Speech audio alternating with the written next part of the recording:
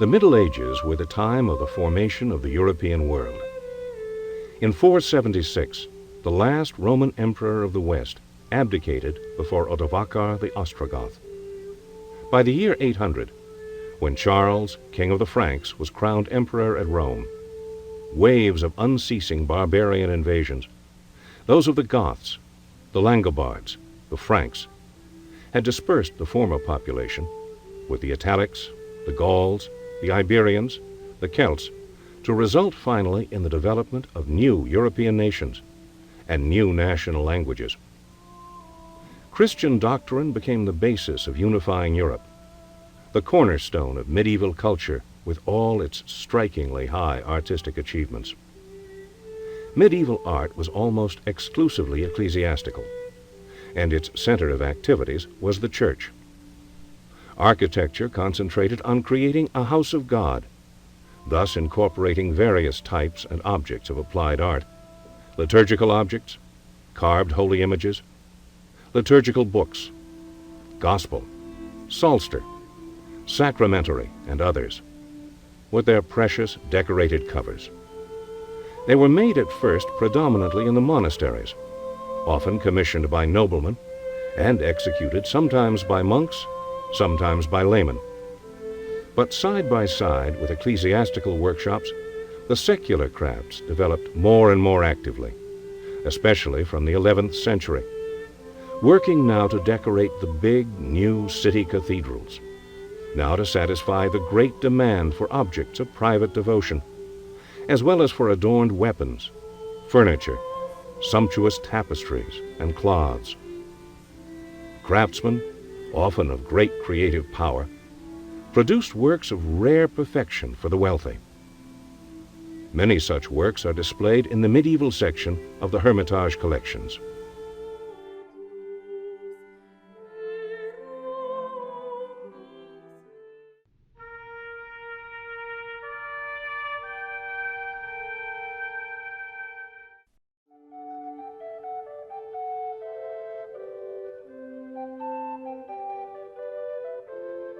According to the medieval world outlook, all forms, including those of applied art, are meaningful as well as multifunctional. Such an object as the church reliquary was intended to hold a relic, but it often took on the form of some holy figure. Here, of a deacon, probably Saint Etienne. The reliquary was executed in the late 12th century in France. An unknown master chased the silver plates and then set them upon a wooden block. He exaggerated the deacon's head and hands, not because of his inability to maintain the correct proportions, but seeking to emphasize the facial expression with its devout concentration, as well as the protecting gesture with which the figure holds the relic case. The ornamentation of this figurine, which includes a filigree wicker motif and precious stones along the deacon's sacerdotal robes, as well as the base, is reminiscent of the earlier age of the so-called barbarian kingdoms from the 5th to the mid-8th centuries, the Merovingian dynasty of the Franks, the Langobardian one in northern Italy, the West Gothic on the peninsula. Such simple-formed but highly precious ornamentation was characteristic of the decorative art of barbarian goldsmiths. Spiritual beauty, the piety which ennobles imperfect human nature, was the major aim of the medieval artist. The art of the goldsmith followed a development parallel to that of monumental sculpture.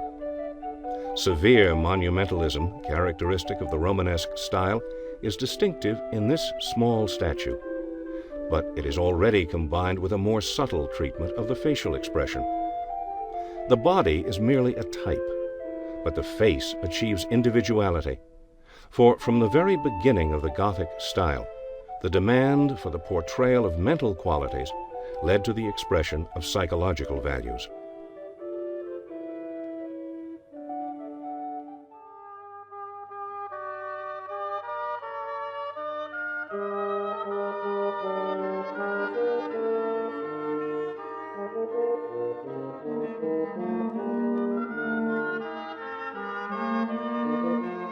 Medieval craftsmen displayed outstanding skill in combining the expressiveness of allegorical struggles between good, here the knight, and evil, here the dragon, with the specific forms of everyday objects.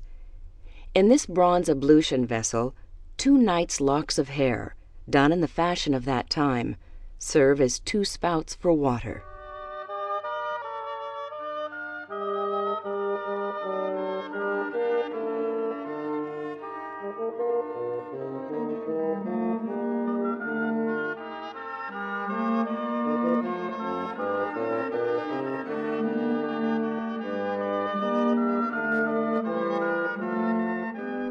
This ablution vessel, for ceremonial occasions, incorporates the lion's image as a symbol of secular power. The classic shape conforms to the rather austere though elegant ornament. Near the castle of Duke Heinrich Durlo in Braunschweig, a lion's effigy was erected, which became a model for many objects of applied art.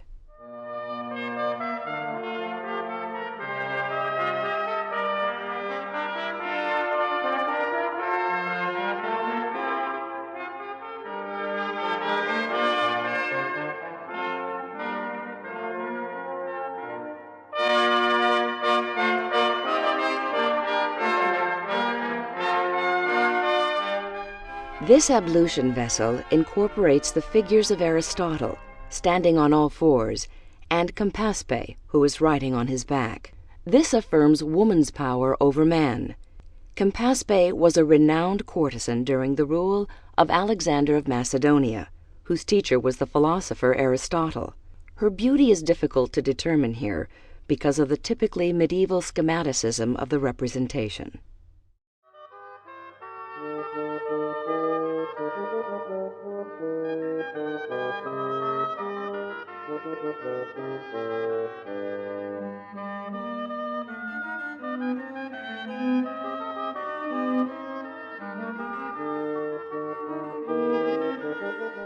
The surface of this precious casket bears a narrative about the sufferings and spiritual deeds of Saint Valeria, whose image reminds us of the Christian history of Gaul and Aquitaine. Against the gilded background, the flattened incorporeal figures appear as a subtle and colorful decorative pattern.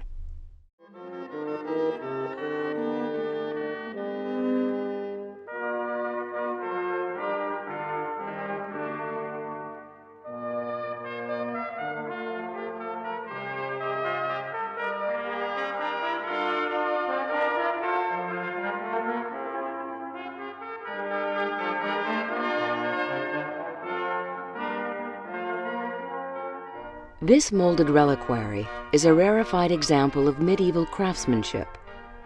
The austere monumentalism, which Romanesque art is remarkable for, combines here with the refined spirituality of the facial expression, already foreshadowing the Gothic style.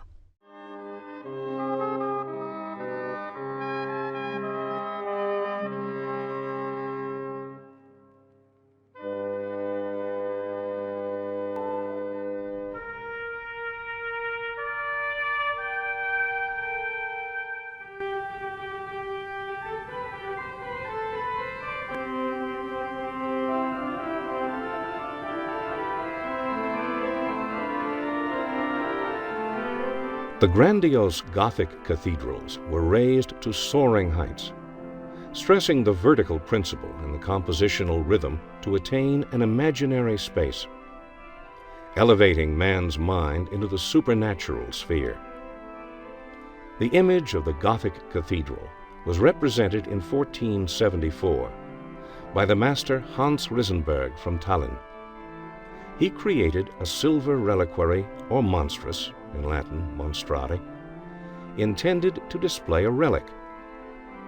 The talented craftsman made a complicated compositional structure, where a glass cylinder, which was used as case for a holy relic, was framed by the silver imitation of a real architectural construction, with spires, pinnacles, pointed arches, crotchet, galleries ornamented with tracery, statuary, and gratings.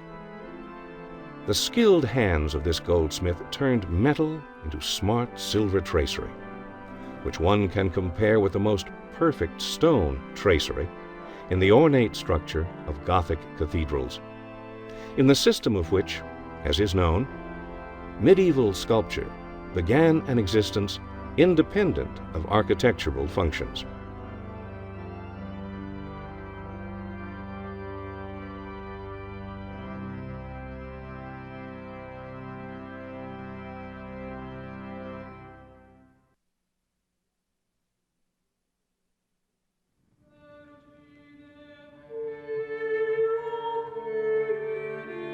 The courtly image of a noble beauty played an important part in the art and literature of the Gothic age. Among the favorite personages, the most popular were Tristan and Isolde, who accidentally drank a magic potion and were thus bound by ties of irresistible love.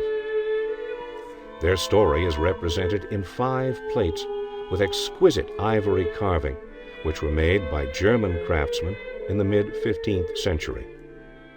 They could be considered as illustrations to the poem by Gottfried of Strasbourg, the German poet who lived in the 13th century and made the versification of the old legend from Brittany. The secular features one can see in the tapestry representation of Mary with the Archangel Michael. Woven in 1477, it was intended for a church altar curtain. Its treatment calls to mind a scene from the courtly life of that time. The figures of a crowned Mary, framed by a halo, of the Archangel Michael, represented at the moment of weighing the soul's sins and good deeds, and a young saint, with a heart and a sword in his hands, were embroidered with great accuracy and a rather naive thoroughness inherent in the craftsmen of popular art.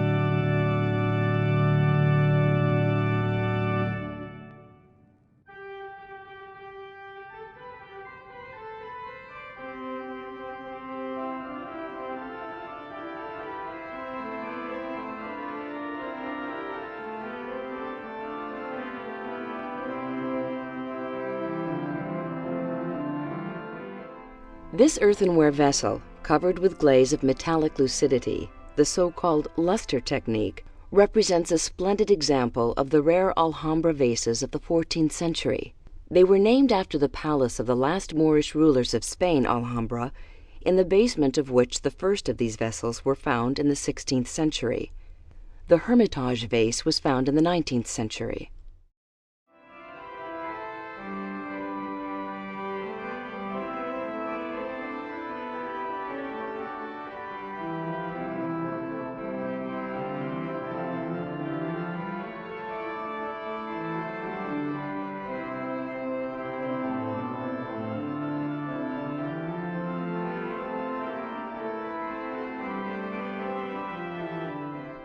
The crowned Mary, standing with a golden halo. the Archangel Michael, who is weighing the good and the bad deeds of a soul, the youth who is depicted as a holy knight with heart and sword. All these figures are embroidered brilliantly, and the naive, detailed narrative calls to mind folk embroidery.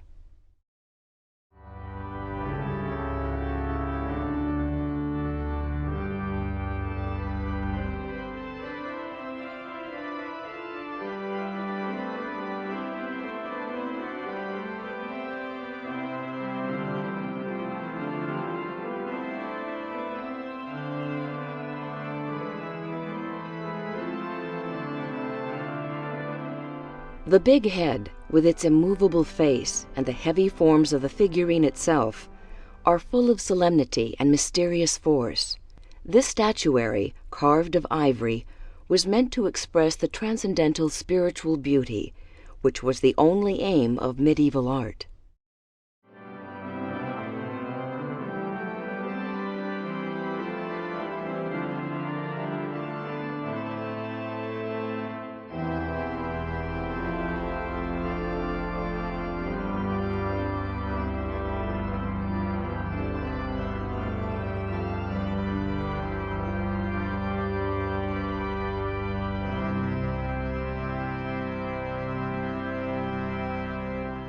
This figurine, carved of ivory, was probably made in the provinces and not in Paris.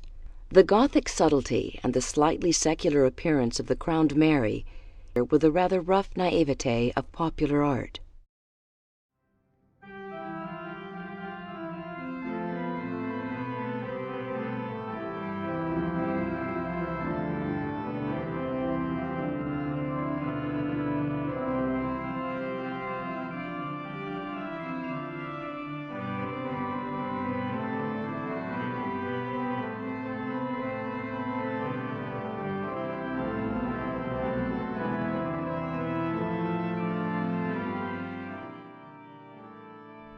Episodes of the irresistible and forbidden love between the Queen Isolde and the knight Tristan are enfolded in the skillful carving of the ivory plates.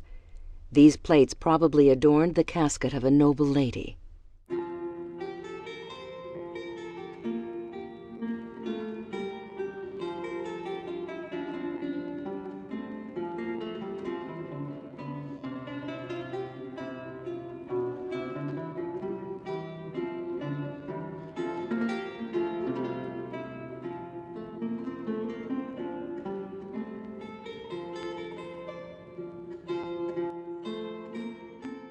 The splendid armor on the knights' mannequins, which stand along the wall in the Knights' Hall in the Hermitage, as well as various weapons in the showcases, form a rich collection that displays the trends in technique and decoration of weapons for different countries of Europe from the 15th to the 17th century.